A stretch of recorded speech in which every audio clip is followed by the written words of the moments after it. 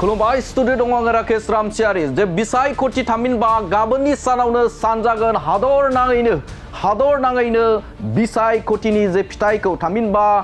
बे समाव गुबुन गुबुन खालाराव जे जानानै थानाय जे एमपि बिसायख'थि थामहिनबा लकसभा बिसायख'थिनि जे फिथाइ बे फिथाइखौ गाबोननि सानावनो फोसावगोन थामहिनबा बे समाव साननाय जागोन आरो बेखौ लानानैनो बिसायख'थि आय'गा माखासे माने नेमखान्थि फोसावदों आरो बे समाव बिसायख'थि आय'गा जे गाबोननि सानाव बा बिसायख'थिनि जे फिथाइखौ मोजाङै गोजोनै खुंफुंलांनो थाखाय बा गोजोनै बे समाव साननाया जाफुंसारनायनि थाखाय माखासे माने नेमखान्थि फोसावदों आरो बे समाव मा नेमखान्थि लानानै बे समाव बिसायख'थि आय'गा माखासे माने जे नेमखान्थि बे नेमखान्थिफोरा मा नोंथाङा फालिनांगोन गाबोननि सानाव बे समाव नोंथांमोननो बड'लेण्ड बुब्लिनि गेजेरजों फोरमायनो थाखाय आखायाव लादों बे समाव बिसायख'थि आय'गनिफ्राय मोनसे गोख्रों नेमखान्थि फोसावदों आरो बे नेमखान्थि बायदियै नोंथाङा माबे समाव आरो मा फालिनांगोन बे समाव नोंथांमोननो बड'लेण्ड बुब्लिनि गेजेरजों फोरमायगोन आरो बिसायख'थि आय'गा बे समाव गोजोनै बिसायख'थि साननायखौ गोजोनै मावफुंलांनो थाखाय बे समाव माखासे मानि राहा लादों माखासे मानि बाथ्रा बिथांमोना नेमखान्थि फोसावदों आरो बे नेमखान्थि बायदियै माबे समाव माबे गलाफोरा बन्द थागोन आरो हाथाय बाजारफोरा बन्द थागोन ना थाया बे समाव नोंथांमोननो बड'लेण्ड बुब्लिनि गेजेरजों डिसप्लेनि हेफाजाबजों नोंथांमोननो बड'लेण्ड बुब्लिनि गेजेरजों फोरमायगोन जे बे समाव माबे गला आरो बिसायख'थि आय'गा फोसावनाय जे नेमखान्थि बे नेमखान्थिखौ नोंथांमोननि गेजेराव बड'लेण्ड बुब्लिया होनो नागिरदों बे समाव लकसभा बिसायख'थिनि फिथाइखौ गाबोन एबा 4 जुनाव फोसावगोन गाबोननि सानावनो फोसावगोन गाबोननि सानावनो जे थि जागोन जे बे समाव हादोराव सोरनि खुंथाय फैगोन आरो सोर बेसेबां मासि मोनगोन गाबोननि समावनो खाफालाव दङ थामहिनबा जाय बिथांमोना बे समाव बिसायख'थि गेलेदों दा बिथांमोननि खाफाला बे समाव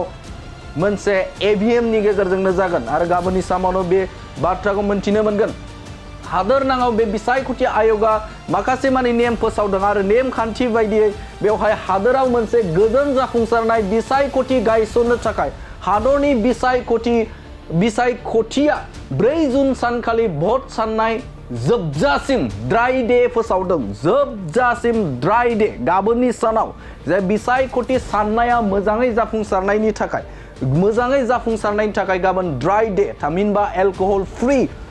बे फोसावनायखौ नुनो मोनदों जौनि खुस्रा गला एबा बार क्लाब हटेल स्टार हटेल नखरारि सुका गलाफोर एबा गुबुन रोखोमनि फसंथानफोरा 4 जुन सानखालि बन्द थागोन गाबोननि सानावनो जे जौनि गलाफोर खुस्रा फाननाय माखासे मानि जे जौनि गला बै जौनि गलाफोरा बारफोरा बन्द थागोन हटेलफोरा बन्द थागोन गाबोननि सानाव जे गाबोन 4 जुन आरो 4 जुन खालि बिसायख'थि आय'गा बैफोर नेमखान्थिफोरखौ फोसावदों जे गाबोननि सानाव जाय बिथांमोना जौनि गला होयो आरो बार हटेलफोर खालामो बिथांमोना गाबोननि सानाव बन्द खालामनांगोन गाबोननि सानाव ड्राइ डे फोसावदों जे बिसायख'थि आय'गा आरो बेनि अनगायैबो बिसायख'थि आय'गा फोसावनाय बे नेमखौ सोरबा सिफायोब्ला बिथांनि सायाव गोख्रों राहा लानाय जागोन जाय बिथांमोना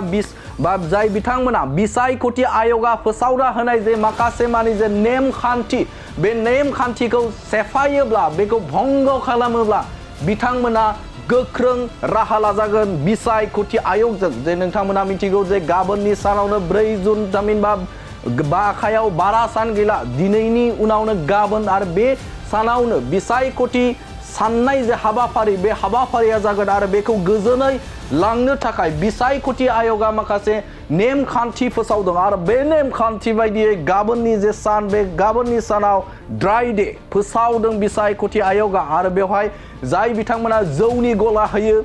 जौनि बेबखाय खालामो थामहिनबा फालांगि खालामो बिथांमोना गाबोननि सानाव बन्द लाखिनांगोन जौ गलाखौ गाबोननि सानाव नोंथांमोना जुदि हटेल खालामोब्ला थामहिनबा जौजों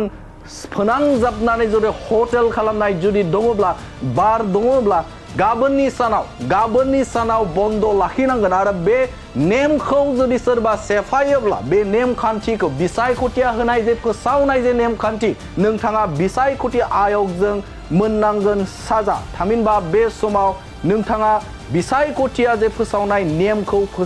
माने सेफायोब्ला नोंथाङा मोननांगोन साजा होनानै बे समाव फोसावदों बिसायख'थि आयगआ माखासे मानि नेमखान्थि आरो मख'नांगोन दे गाबोननि सानावनो जे 144 जे धारा बे धाराया लागु थागोन आरो बेखौबो रायखांनांगोन जे गाबोननि सानाव जे बिसायख'थि आयगजों लोगोसेनो रैखाथि बिफान बे रैखाथि बिफानाबो सांग्रां जानायखौ जों नुनो मोन्दों आरो बे समाव 3 टायार लेयार थामहिनबा मोनथाम सिरिनि सिकिउरिटिफोरा चेकिं हाबाफारियाबो गाबोननि सानाव जागोन आरो 100 मिटारनि गोजानाव थानाय बा 100 मिटारनि साखाथि फाखाथि थानाय बे साखाथि फाखाथि थानाय गलाफोर आरो बेजों लोगोसेनो साखाथि फाखाथि थानाय फरायसालिफोराबो गाबोननि सानाव बन्द थागोन होननानै जों मोनथिनो मोन्दों बे समाव नोंथांमोननो बड'लेण्ड बुब्लिनि गेजेरजों बिसायख'थि आयगआ होनाय माखासे मानि नेमखान्थि बे नेमखान्थिखौ नोंथांमोननि गेजेराव बड'लेण्ड बुब्लिनि गेजेरजों होबाय गोजोन्थों।